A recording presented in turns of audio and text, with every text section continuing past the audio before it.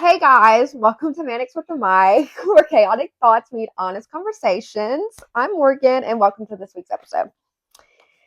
Okay, I grew up loving God before I even knew how to love myself, and somewhere along the way, I was told those two things couldn't coexist in the same body. That being gay meant I had to choose church or authenticity, choose belonging or honesty, choose God or myself. But what if we didn't have to choose? Today I'm sitting with my sister, someone who shares my blood, my faith, and my queerness, to talk about what it actually feels like to live in that tension. Not from a debate stage, not from a comic section, but from the actual inside. So, growing up in church, when did you realize you were gay? I was in elementary school, probably around 7 or 8, realizing that I just didn't look at boys the same way that my friends did, even though I had my little boy crushes or little boyfriends, because that's just what you're supposed to do. Because everybody's like, "Oh, you're supposed to be boy crazy." Until I was watching a TV show. First time Ellen DeGeneres came out with her sitcom, and it was the first gay character, like full out gay character, not your stereotypes or like into windows. And she was just sitting on the couch like a normal relationship, and just a peck on the cheek or lips or something, and I was like, oh, that's gonna be me when I grow up. And that's when I was like, yeah. But then I bought it, and it wasn't until like high school that I was like, nope, I'm definitely gay. So for me, it was a little different. I didn't realize, I think, until 8th grade, um, that I always had like my best friends that were tomboys or whatever. We were just best friends. Like nothing was actually going on. We were just best friends, and that's what I swore by for the longest, that we were just friends. But obviously, I had way more feelings than just friend feelings for these people. So, Right. I didn't realize until 8th grade. And then, that just kind of didn't work. It wasn't supported or didn't go how I thought it would go. So I started dating guys again. And then I didn't start, um, like really dating girls out in the open. Like during high school, I would date girls or talk to girls, but I always had like a boyfriend.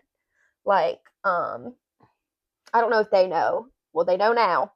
Uh-oh. But I always like had like a girl that I was like talking to, like even when I had boyfriends. So yeah, I didn't really start dating girls out in the open until I was a senior. Oh, I was 21, and I had to come out. I was forced to come out, but I had a secret girlfriend in high school. Mhm. What did we hear about it growing up? What did you hear about being gay? In both homes, we're half sisters, but both homes it was definitely not something that you did, or it was okay for other people, not okay for us. That is something that I have dealt with in my home. My mom, my friend, my best friend in high school was gay. His name was Tyler.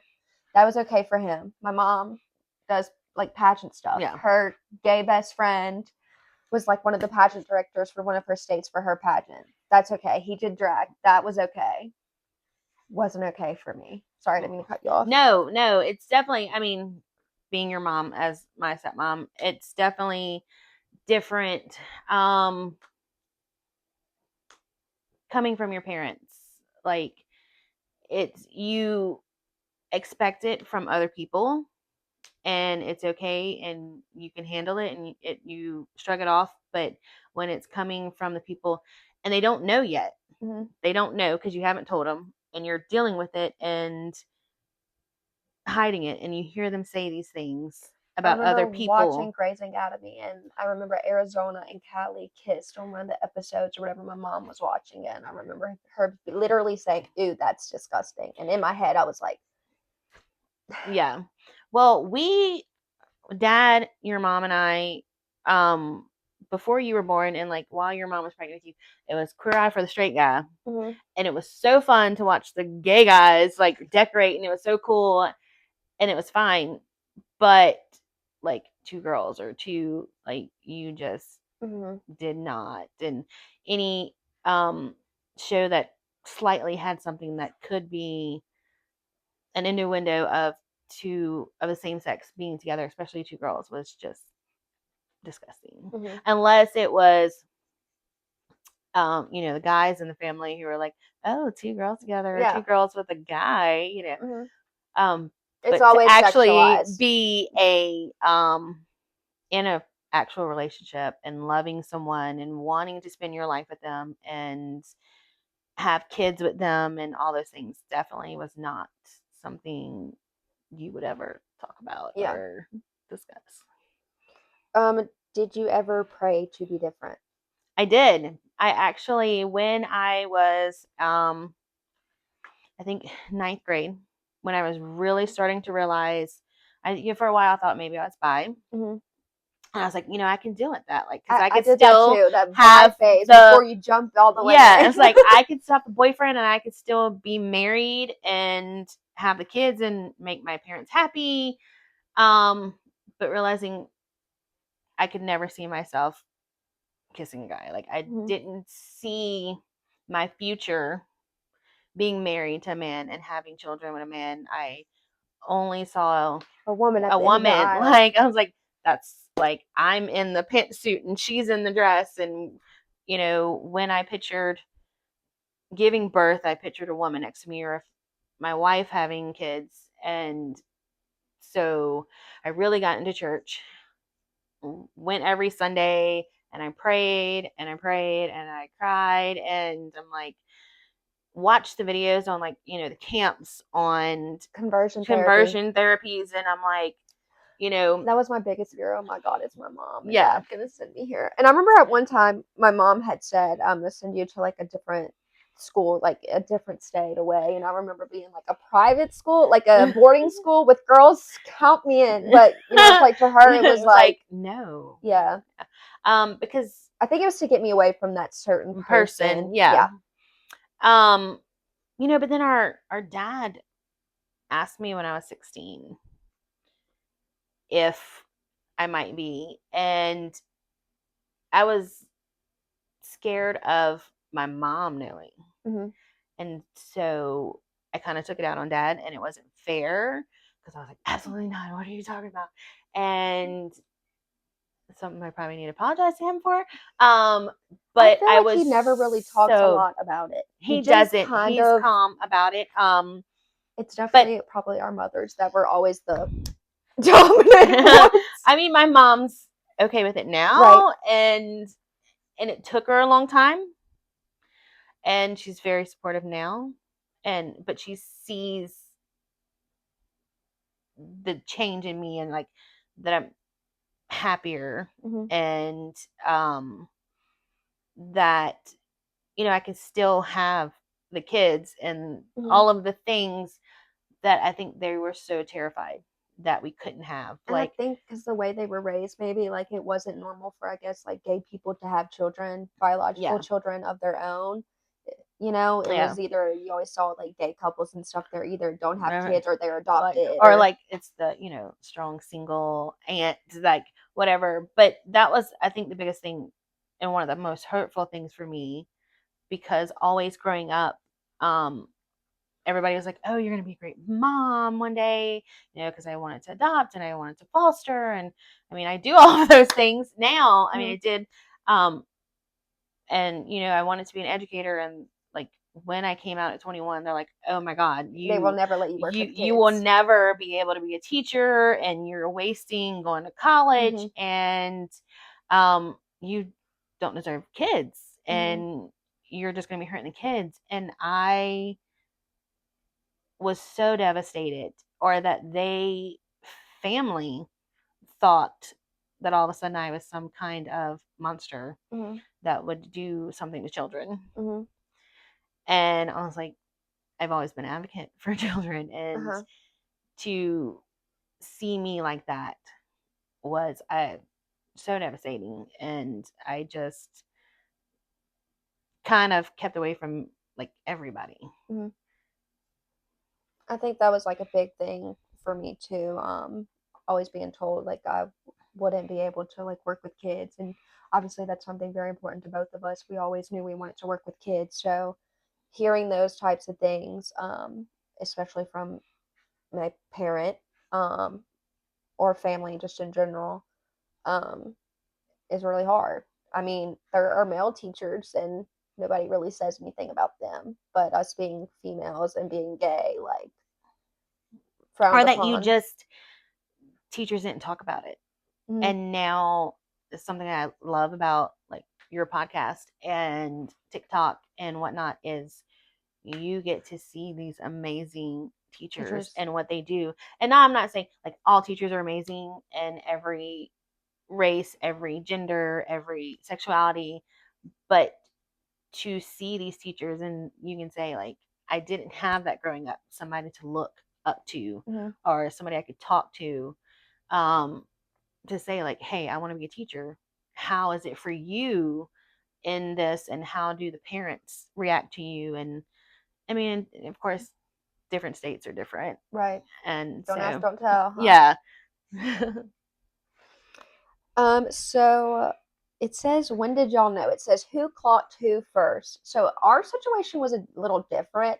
I don't think either one of us were like, I can tell she's gay. I guess because like of our age gap, Yeah, and we didn't grow up together. yeah, we're 13 years apart. I call her my first baby because she was, because we were such an age gap, and I only lived in the home the first year of her life. And then when I was coming to terms with who I was and knowing that our parents were not okay with it and the stuff that family members were saying, um, I kept my distance from her. And so we definitely didn't really.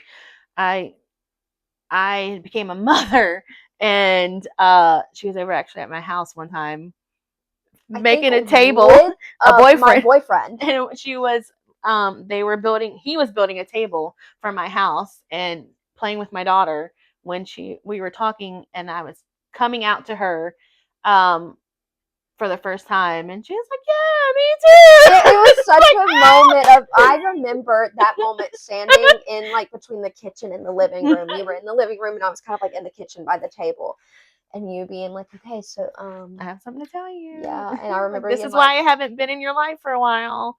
what is she about to say, you know?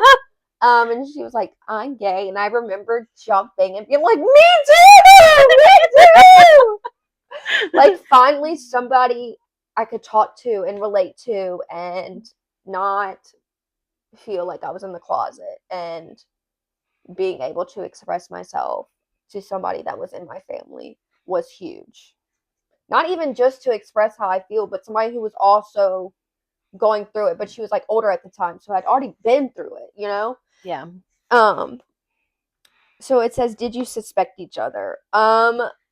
I remember when I was dating this girl in 8th grade, at first, my mom and dad called my grandparents, my uncle, and everybody to come to the house because there was something on my iPad that I refused to show. I'm sure they thought it was maybe nudes I was taking or something like that, but it wasn't. It was me talking to my best friend, and you could clearly tell It was we were not best just friend. best friends over text. And so I remember my mom saying, unlock your iPad.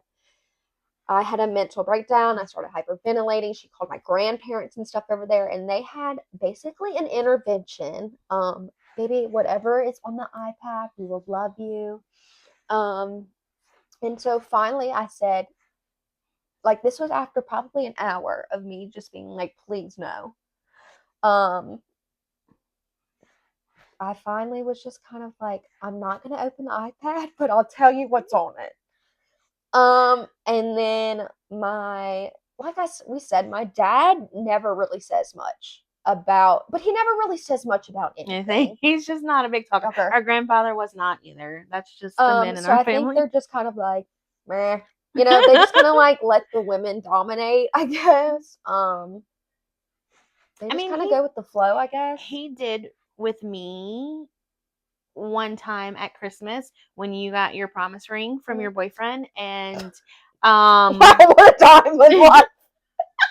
and Trinity got her little car. But he had come and sat by me on a swing, and he said he had been talking to one of the ladies at his work who was gay and having conversation with her about me. And he was like, I just want you to be loved, and I want someone for you that will love you and make you happy. And if that's a woman, then that's okay. And I felt so seen and loved by him that day. But You're about to make me then, cry.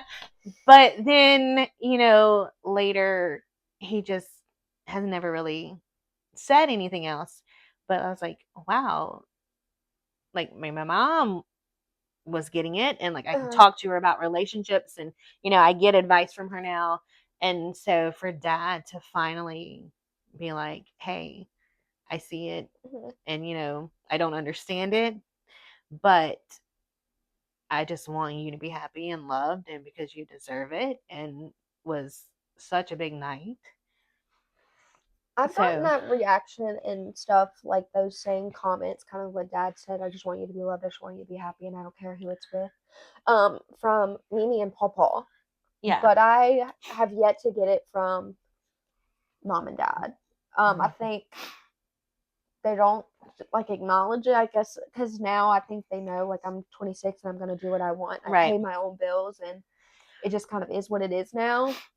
And Obviously they don't approve of it. I still hear little comments from Mom sometimes, but I do think she's a lot better from sending me to conversion therapy. yeah, that night with dad, it was also, he saw that he could still be a grandparent, because I adopted a kid, and and knowing my past relationship and everything that happened there, um I think he was just kind of like, I don't want you to be single forever, because he used to joke and tell me when we were younger that I couldn't date until I was like 36. And so now he's like, I'm just kidding. I was like 30, and he's like, I was just kidding. You can start dating at any time. And I'm like, Dad, I have been, just maybe not what you wanted. Right. So that's kind of always been our joke with him. Yeah. Anyway, so back to what I was saying about me having like a mental breakdown this night or whatever. I remember telling them like what was on the iPad and stuff like that. And Mom just came next to me and she was holding my hand and she was like, "This isn't our first rodeo." And she was like, "Your sister's gay." And like that's the first time I've heard that, but I guess like you never came out and said anything, and I was just kind of like, no, she's not. But I guess because like I had never met, like you never came up to me and been like, "This is my girlfriend," and so I was like, "Is she just saying this to make me feel better?" That was one of the only times like my mom I felt was said something like listening, and then I feel like she's so bipolar because like the next week she'll be like, "Absolutely not," So it was just confusing all the time of like, do you support me? Do you still love me? Is this okay or no? Well, too, I went through a phase when I first came out. I had the intervention ish, because I was at a friend's house that was more than a friend, and my mom called your mom and told them I was missing, and so they called Mimi and Papi and Mimo, and the whole family was waiting for me at Mimi's house, and my mom called and was like, "You need to get your butt home now." And I'm like, I will not, because I know everybody's waiting for me. And they had called the cops and told them that I was missing, and they said that they gave me my license plate number, and I'm like, well, I have a friend, not the same friend, that I'm bringing her to the doctor, and I will be home when y'all all calm down. And so luckily I didn't have everybody.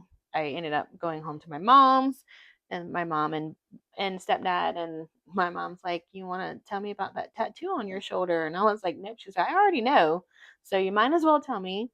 And I was like, "Yeah, mom, I'm gay." And she's like, "Okay, I don't approve, but it is what it is." And so we didn't talk about it for a long time, um, until more things came up, and then it was like, yeah, no. Um, but uh, they, my mom is very supportive now. My stepdad, he doesn't really talk about it, but he is just like, okay, whatever, whatever makes you happy, or you're gonna do what you're gonna do. But I went through a phase after that with coming out to our parents where I was like, I wanted everybody to know. Like, I am finally okay You with get to myself, that point and where you're like trying to wear rainbows everywhere. but then I realized, I had friends who were like, okay, Ashton, it's okay to be who you are, and it's okay to support other people and be a leader for them, but you also have to Don't have to make know, it your whole personality. yes, like, it's okay to still be you, and you don't have to flaunt it. And I lost jobs when it came out. Like, I wasn't even flaunting it. But somebody knew that I dated somebody, and so I lost a job. And that will devastate you, because you're like, it's not because I wasn't doing my job well, it's not because of anything that I did work related. It was just because of who I dated. And I wasn't even dating them anymore. Like, I was literally single the whole time I worked there. But so when you see that, or when somebody is like, oh, well, you're not gonna be able to adopt because you're gay, and when they find out, and you live in this state that doesn't allow it, so it's better for me to adopt a child as a single woman than to have been in a same-sex relationship. And so I've learned to just be quiet about it, but also, like, everybody doesn't need to know. And so you learn who you can talk to and who really truly supports you.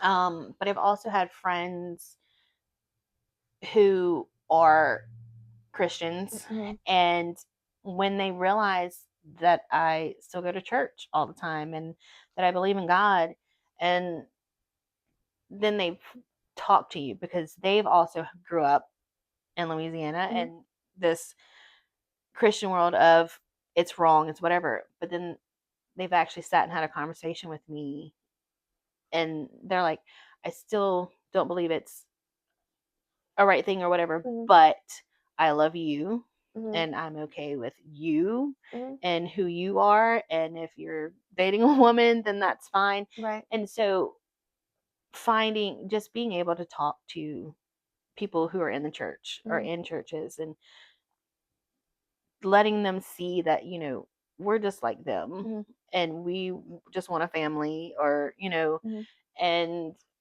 we're not some like deviant or whatever. Yeah. To just have a conversation of like, I still go to church, and I know that God has done so much in my life, um, that I believe in Him, and I know that He knows who I am, and He still loves me. Right. So, that's like one of my coworkers that I work with. Her husband's a pastor. So yes, that was one of my coworkers too. Jordan? No. Oh. At my old at my job, her husband was a pastor, and we were. But so that was like we worked with the same person. No. But so she's obviously really big into the church, and she's one of my best friends and one of the most supportive people in my life. Honestly, one of my biggest backbones. I probably talk to you and her the same about like the same stuff. But so she doesn't, I don't feel judged at all by her. I actually feel very, very But I feel loved like by her. those people are the ones that, are really living through God, Mhm. of not judging. God's the only one that can judge you and whatever. And like, Then there's like some Christians, I'm not gonna mention any names, who is just kind of like wants yeah, to pretend that like they're this godly person. And I'm like, you don't even, not yeah, that you have to go to church to be a Christian, but like you really don't know anything about God. Like just because you say like you love God or whatever, and you think that you're better than me hmm because you're straight and I'm gay. and But and then there's some churches that I respect, because they'll be like, come as you are. And our church will not preach on it, or we're not going to condone it, but we're not going to condemn it. mhm, And we want you to still come in and worship and be who you are, mhm, but we're not going to be one that's going to be like having the rainbows or whatever. And I'm like, you know what, I respect that, because uh-huh, that's your view, and I'm not asking you to change it or to um promote it or whatever, but to not condemn me and still let me come in and come to church and not feel like you're speaking to me or I'm being cast out or something, is so important yeah. at a Well, church. I just really believe that like all sins are equal, and that's what they say. All sins are Right. equal. So they're obviously not gonna have rainbow flags or whatever because that's considered a sin. And you don't see them having giant signs about cheating on your wife in there. Because, that's also a sin. But I mean, to just not cast us out because it's like any other Right. sin. I feel like everybody has demons, and I mean, I'm sure there's people silently judging me who know who I am, and mhm, that's fine. I'm okay with that. right. But, as long as you're not um pushing me out of church or treating my child differently or anything like that, is such a big Mm-hmm. thing for me. Um, let's talk about the internal war, the am I going to hell spiral. I used to try and pray it out of me. Like we talked about earlier, I had said, like, why me? Why am I feeling these things? Literally remember when it first started happening in eighth grade, praying and like begging God to make it go away. I've had people, including family, tell me I'm going to hell multiple times. So, I mean, that's a big struggle. Do you want to talk about that? Um, I did for a while have that. But once I fully accepted who I was, I don't have that so much anymore. Um, I didn't have like a full spiral, because I was Mm. like, I am who I am Well, and I now I can't change believe it. that, like, um, there's obviously probably straight people in hell, and there's gay people in heaven, and but at the time, it But, was huge for me. I think it's based off of how you live your life, Uh huh. what you do Are you a for good others. person? Yeah.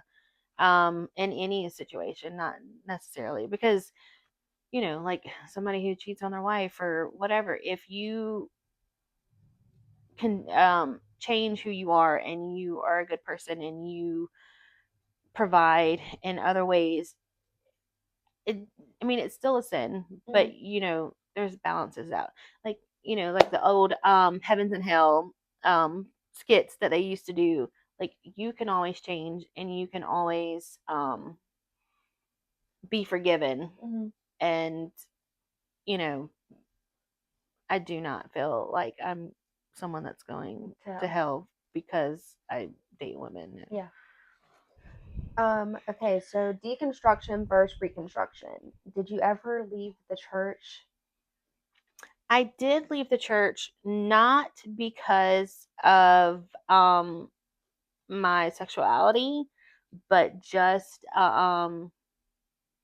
situation I had of losing someone that I cared about very much, and it was such a horrific um, situation that I was kind of angry at Mm-hmm. God, and I did feel like maybe some of the stuff that was happening during that time was because I was gay. This is my And karma. yeah. And like, finding out that I couldn't have kids and stuff, and I'm like, okay, it's because I'm gay and it's karma and He's whatever. punishing me Yeah, real but hard I'm right now. being punished. And so I did leave for a while, and then I was like, no, absolutely not. Like, I have so much more instances that he was there, that I'm car accidents and different things that I shouldn't be here. Like that time that you had to come and I had hit and run, flipped my car, Flipped the car over. left between two trees, and I remember somebody called me. yeah, Whoever, I had called you because I couldn't get in touch with him. mom and dad. My mom and stepdad were in drove all the way to Mimi's, going like 90. Yeah. And I remember getting there and I said, "Can anybody answer their phones around here?" And they were like, "What?" I was like, "Ashton's in a wreck." And just, landing upside down, being able to get myself out of the car, landing between two trees, and then these two ladies from one of the churches out here staying and praying over me and talking to me and just saying, like, you don't need us, like, we already feel him here. And I was like, I knew he was here, because as soon as I felt the car starting to, and my head had hit the window and shattered the window out, and I just let go of the wheel, and I was like, that song, Jesus take the wheel, and I did. And and I was safe, and I ended up with just like a little scratch on my leg where the radio came out, where hitting a window and shattering it out.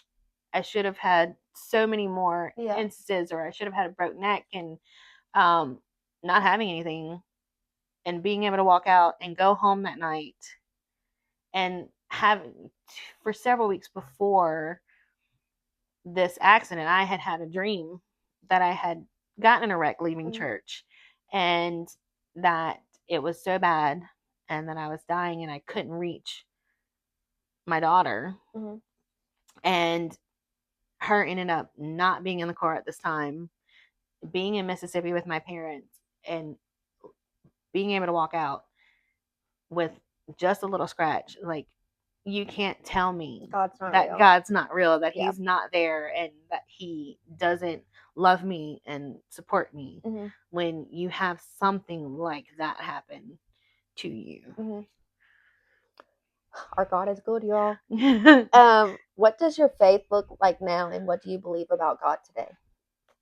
I haven't recently been in church a lot, but I still have the same faith.